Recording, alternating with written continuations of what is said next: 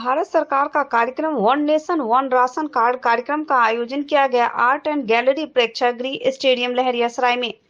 इस कार्यक्रम के अवसर पर अलका साहनी, संयुक्त सचिव उपभोक्ता मामले, खाद्य एवं सार्वजनिक वितरण मंत्रालय, भारत सरकार की अध्यक्षता में तथा विनय कुमार, सचिव खाद्य एवं उपभोक्ता संरक्षण विभाग, बिहार सरकार की उपस्थिति में आयोजित हुई।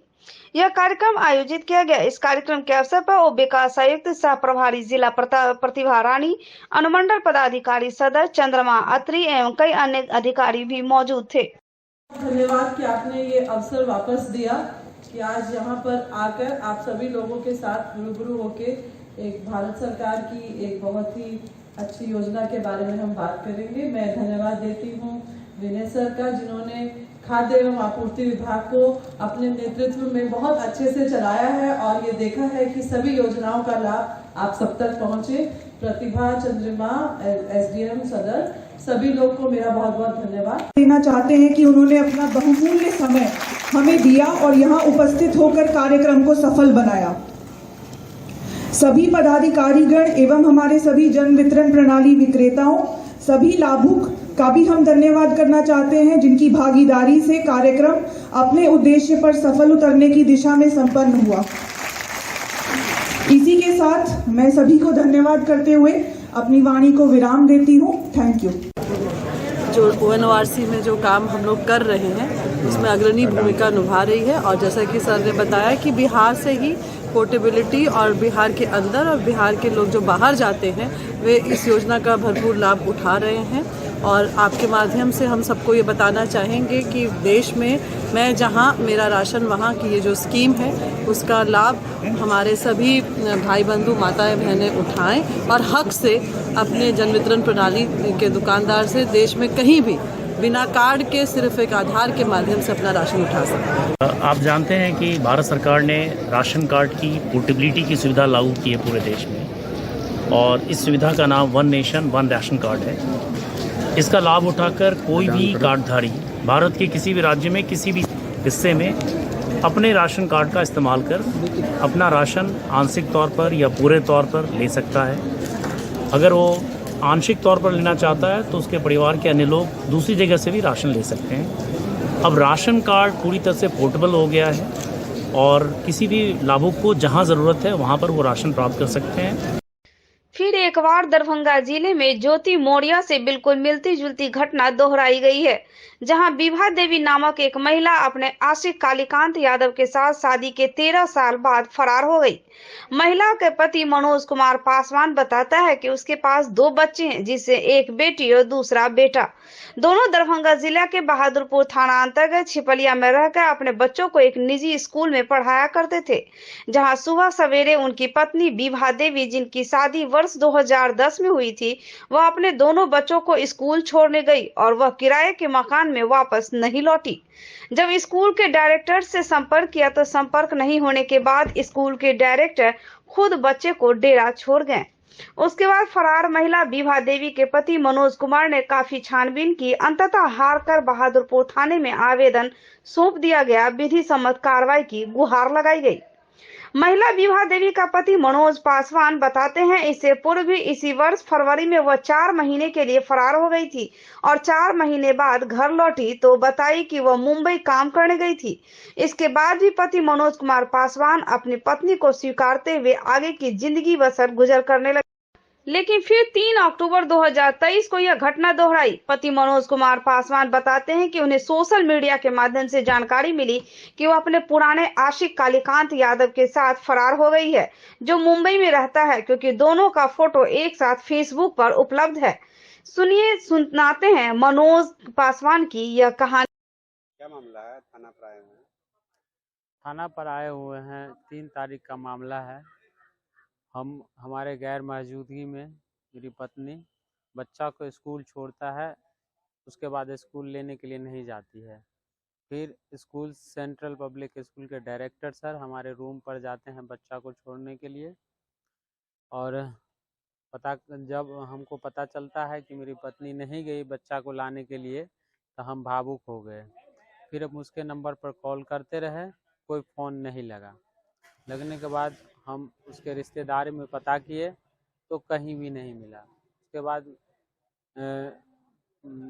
4-5 दिन तक वे इंतज़ार किए उसका, फिर पता चला कि फ़ोटो वायरल करके और यहाँ से दरभंगा से अपने प्रेमी के साथ वो फरार हो गई। रूम में कुछ कैश पड़े हुए थे, वो भी लेकर के चली गई। ज़मीन खरीदने के लिए कुछ पैसे रखे हुए थे और स्कूल का फीस ये सब जमा करने के लिए पैसे वैसे दिए थे, तो सारे पैसे लेकर के बच्चों को छोड़ करके भाग गई।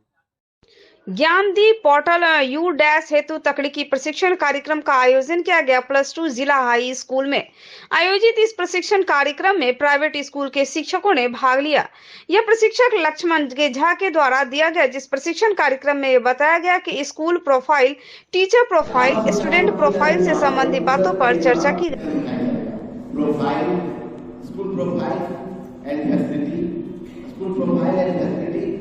दूसरा टीचर और तीसरा स्टूडेंट प्रोफाइल।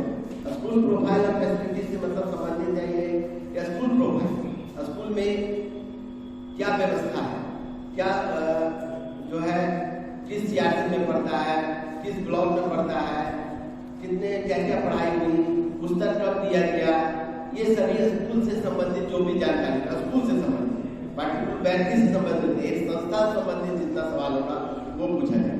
अब उस संस्था में कितनी फैसिलिटी है, कंप्यूटर है तो कितने हैं, आईसीटी है कि नहीं है, आईसीटी की फैसिलिटी है कि नहीं, जो है हैंड वॉश फैसिलिटी है कि नहीं, रूम है तो कितने रूम अच्छे हैं, कितने रूम खराब, ये सारी जानकारी जो है आपसे दी जाएगी।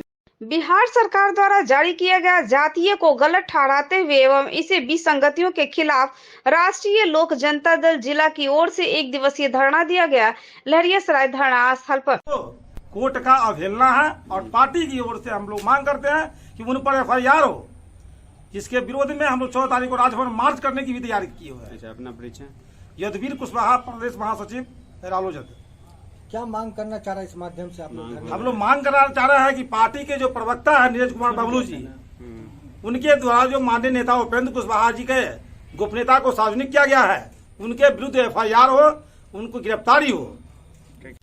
राष्ट्रीय लोक जनता दल के द्वारा धरना दे रहे हैं हम लोग, जो अभी की वर्तमान सरकार है, जो जल्दबाजी में जनगणना कराया, उस जनगणना में बड़े पैमाने पर जैसे गड़बड़ी हुआ, हाई कोर्ट ने रोक लगाए, फिर थोड़ा सा ढील दिए और अभी की वर्तमान सरकार थोड़ा सा मौका निकला एकदम जैसे जल्दबाजी में जनगणना कराए, जिसकी कारण है एक जाति छोड़कर सभी जाति के साथ जैसो छल किया गया।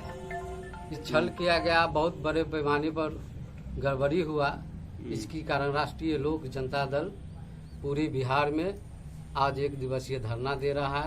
बिहार विधानसभा आंतरिक कमेटी के 5 सदस्यीय टीम बुधवार को दरभंगा DMCH अस्पताल जांच करने पहुंची।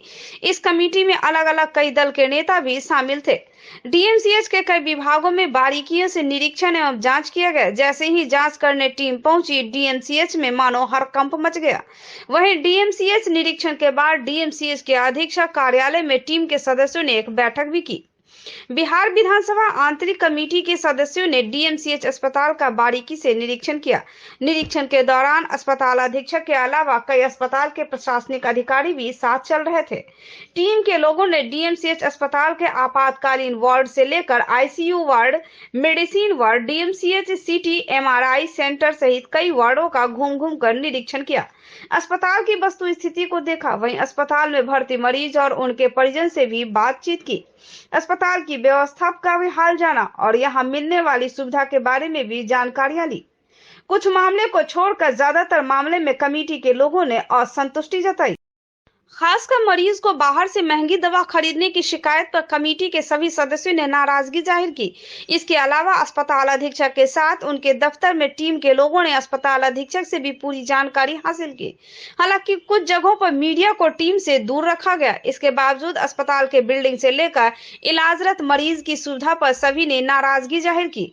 5 सदस्यीय टीम में जीवेश मिश्रा, रणविजय साहू, अजय कुमार, राम रतन सिंह और नंद किशोर यादव शामिल थे। पूर्व मंत्री व बीजेपी के विधायक जीवेश मिश्रा ने डीएमसीएच अस्पताल के जर्जर व्यवस्था पर जबरदस्त नाराजगी व्यक्त करते हुए बताया कि अस्पताल खुद बीमार है, अस्पताल को ही अब सही मामले में इलाज की जरूरत है। उन्होंने अस्पताल के इमरजेंसी बिल्डिंग के जर्जर हाल को बताते हुए कहा कि किसी भी समय इमरजेंसी वार्ड में बड़ी घटना घट सकती है। उन्होंने बताया कि अस्पताल के व्यवस्था पर काफी शिकायत मिली थी, इसी की जांच करने बिहार विधानसभा आंतरिक कमेटी के सदस्य के लोग आए। वहीं राजद के विधायक रणविजय साहू ने कहा कि अस्पताल के जांच में जो भी कमी सामने आई है, सभी कमी को दूर किया जाएगा। पूरी रिपोर्ट बिहार के स्वास्थ्य मंत्री सह बिहार के उप मुख्यमंत्री तेजस्वी यादव को भी भेजी जाएगी। उन्होंने कहा कि लापरवाही मिली है, सभी के ऊपर कार्रवाई भी की जाएगी। हर कीमत पर अस्पताल की व्यवस्था को सुधारा जाएगा। विधानसभा के आंतरिक संसाधन केंद्रीय सहायता समिति के सभी समिति के सदस्य माननीय विधायक लोग हम लोग आए हैं। अस्पताल के सभी बिंदु पर मरीज से दवा वगैरह वगैरह सबको हम लोग देखे हैं। सुपरिटेंडेंट से वार्ता हुई है, जो भी कमियां हैं निश्चित रूप से सरकार के संज्ञान में देकर इसको दुरुस्त किया जाए। सर, कई ऐसी दवा है जो यहाँ उपलब्ध नहीं है, मरीजों को बाहर से हम लोग संज्ञान लिए हैं इस पर और सरकार सख्त है, ऐसे लोगों पर कार्रवाई भी। बेड की भी कमी है, लोग जमीन पे इलाज कराने पे बेबस रहते हैं, इसके लिए क्या व्यवस्था किया जाएगा सर? सरकार के द्वारा सभी हाल में ही अभी 2-3 महीना में नई बिल्डिंग का शुरुआत होने वाला और भी माननीय तेजस्वी प्रसाद यादव जी जो बिहार के युवाओं के आइकॉन है और स्वास्थ्य के प्रति काफी गंभीर है, उनके संज्ञान में हम लोग देंगे और यहाँ की जो भी मूलभूत सुविधा है उसको पूरा करवाएंगे। देखिए, ये विधानसभा आंतरिक समिति की कमेटी आई हुई थी। एक रूटीन वर्क में इस अस्पताल के प्रति बहुत कंप्लेन था, तो जांच में सभी दल के विधायक थे यहाँ आए हुए थे। बड़ा बदतर स्थिति में अस्पताल की व्यवस्था पाई गई है। जो दवा उपलब्ध है यहाँ, वो दवा भी पेशेंट बाहर से खरीद के ला रहे हैं।